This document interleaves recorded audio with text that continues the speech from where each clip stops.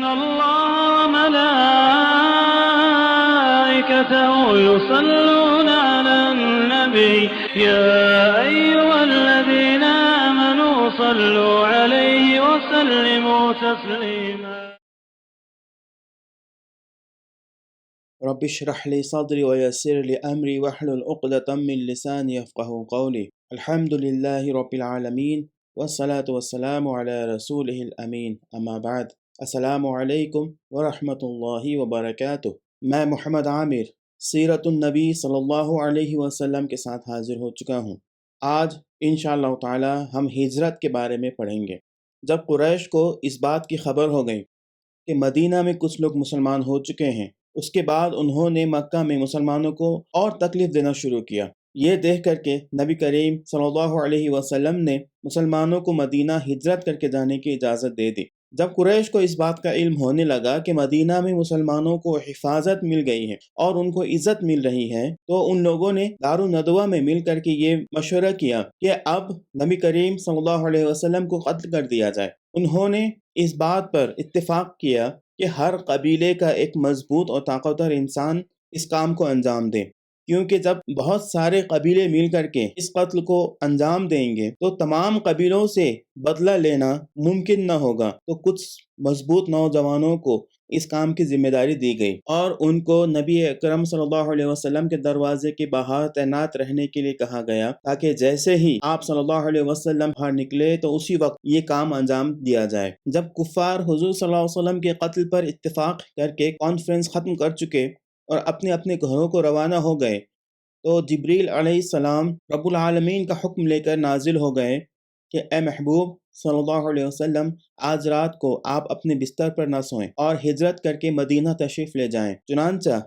عین دوپہر کے وقت حضور صلی اللہ علیہ وسلم حضرت ابوبکر صدیق رضی اللہ تعالیٰ عنہ کے گھر تشریف لے گئے اور ابوبکر صدیق رضی اللہ تعالیٰ عنہ سے فرمایا کہ سب گھر والوں کو ہٹا دو، کچھ مشورہ کرنا ہے۔ آپ رضی اللہ تعالیٰ عنہ نے عرض کیا، یا رسول اللہ صلی اللہ علیہ وسلم، آپ پر میرے ماں باپ قربان، یہاں عائشہ کے سوا کوئی نہیں ہے۔ حضور صلی اللہ علیہ وسلم نے فرمایا، اے ابوبکر، اللہ تعالیٰ نے مجھے ہجرت کی اجازت فرما دی ہے۔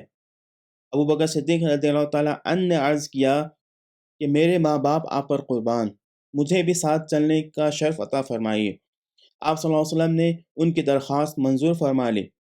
ابوبکر صدیق رضی اللہ تعالیٰ عنہ نے 4 مہینے سے 2 اونٹنیاں ببول کی پتی کھلا کھلا کر تیار کی تھی کہ ہجرت کے وقت یہ سواری کے کام آئے گی۔ عرض کیا کہ یا رسول اللہ صلی اللہ علیہ وسلم، ان میں سے ایک اونٹنی آپ قبول فرما لیں۔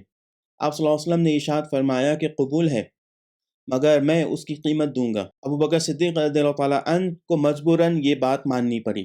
عائشہ صدیقہ رضی اللہ تعالیٰ عنہا کی بڑی بہن بی بی اسماء رضی اللہ تعالیٰ عنہا نے سامان سفر درست کیا اور توشہ دان میں کھانا رکھ کر اپنی کمر کے پٹکے یعنی کہ کمر بند کو پھاڑ کر 2 ٹکڑے کیے، ایک سے توشہ دان کو باندھا اور دوسرے سے مشکیزہ کا منہ باندھا۔ یہ وہ قابل فخر شرف ہے جس کی بنا پر ان کو ذات النطاقین 2 پٹکے والی کے معزز لقب سے یاد کیا جاتا ہے۔ اس کے بعد حضور صلی اللہ علیہ وسلم نے ایک کافر کو جس کا نام عبداللہ بن اریقط تھا، جو راستوں کا ماہر تھا، رہنمائی کے لیے اجرت پر نوکر رکھا اور ان دونوں اونٹنیوں کو اس کے سپرد کر کے فرمایا کہ 3 راتوں کے بعد وہ ان دونوں اونٹنیوں کو لے کر غار ثور کے پاس آ جائے۔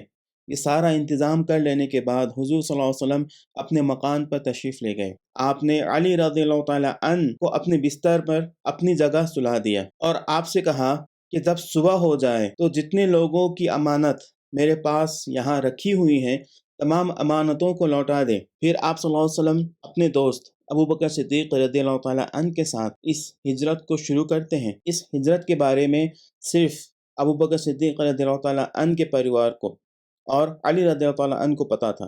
آپ دونوں اپنے گائیڈ کے ساتھ یمن کے راستے پر چل نکلے، یہاں تک کہ آپ دونوں غار ثور پہنچے، جہاں آپ دونوں نے 3 راتیں گزاری اور عبداللہ ابن ابوبکر صدیق رضی اللہ تعالیٰ عنہما آپ دونوں کے ساتھ وہاں رہے۔ آپ بہت چالاک اور بہت ذہین انسان تھے اور چیزوں کو سمجھنے میں اور پرکھنے میں بہت ماہر تھے۔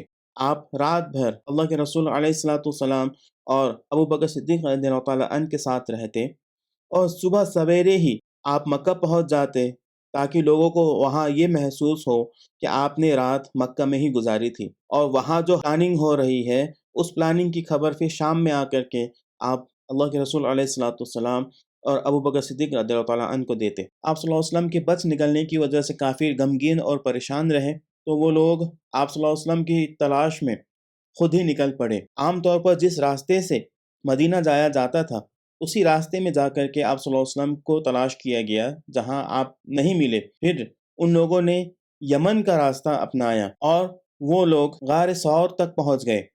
ان میں سے ایک نے کہا کہ ہو سکتا ہے کہ وہ دونوں اس غار کے اندر ہیں، مگر باقی لوگوں نے جواب دیا کہ کیا تمہیں نظر نہیں آ رہا کہ یہاں مکڑی کا جالا ہے اور پرندوں نے یہاں اپنا گھر بسایا ہوا ہے، جس سے یہ بات پتہ چلتی ہے کہ یہاں کئی عرصے سے لوگ نہیں آئے ہیں۔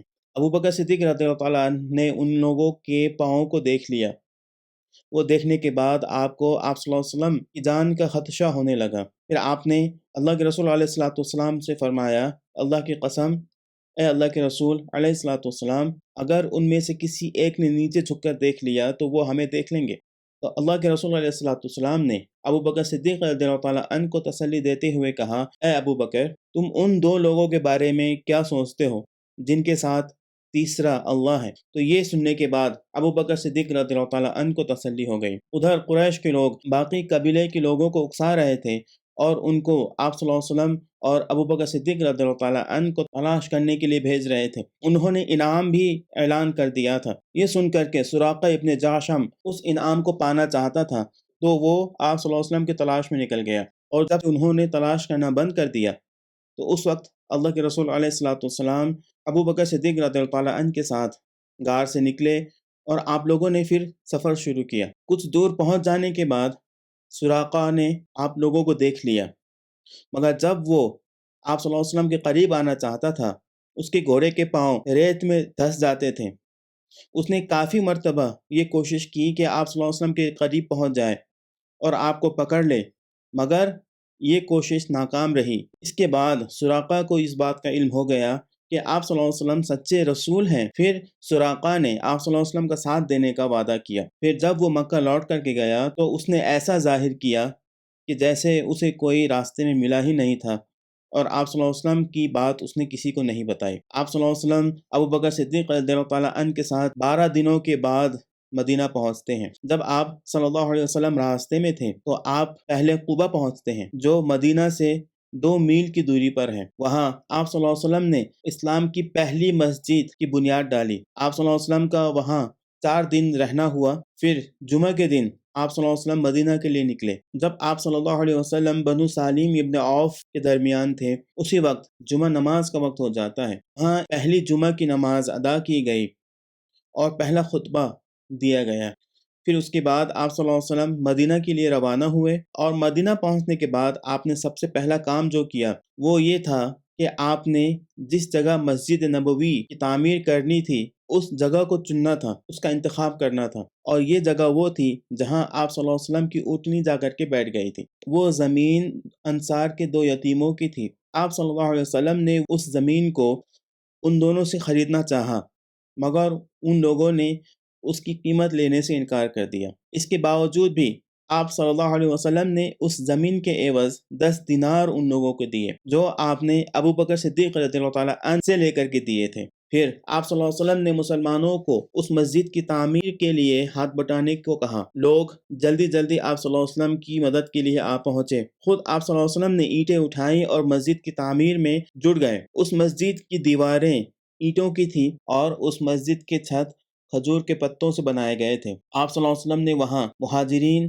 یعنی کہ وہ لوگ جو مکہ سے ہجرت کر کے مدینہ گئے تھے، اور انصار جو پہلے سے ہی مدینہ میں موجود تھے اور جن لوگوں نے آپ صلی اللہ علیہ وسلم کی اور مکہ سے آنے والے مسلمانوں کی مدد کی تھی، ان دونوں کے درمیان بھائی چارگی کو قائم کیا۔ ہر ایک انصاری کو آپ صلی اللہ علیہ وسلم نے ایک مہاجر کی ذمہ داری دے دی تھی۔ مہاجرین کو انصار اپنے گھر لے گئے اور جو کچھ بھی ان کے پاس تھا ان لوگوں نے آدھا مہاجرین کو دینے کی پیشکش کی۔ تو اس طریقے سے اللہ کے رسول علیہ الصلوۃ والسلام نے مہاجرین اور انصار کے بیچ میں محبت قائم کیا، دونوں کو بھائی بھائی ہونے کا احساس دلایا۔ انصار اور مہاجرین کے دلوں کو اللہ کے رسول علیہ الصلوۃ والسلام نے اسلام سے جوڑ دیا، جس کی مثال ہمیں آج تک دیکھنے کو نہیں ملتی۔ تو آج کے لیے اتنا ہی۔ اللہ رب العزت سے دعا ہے کہ اللہ تعالی ہمیں اللہ کے رسول علیہ الصلوۃ والسلام کی جیونی سے سیکھنے کی اور عمل کرنے کی توفیق عطا فرمائے، آمین۔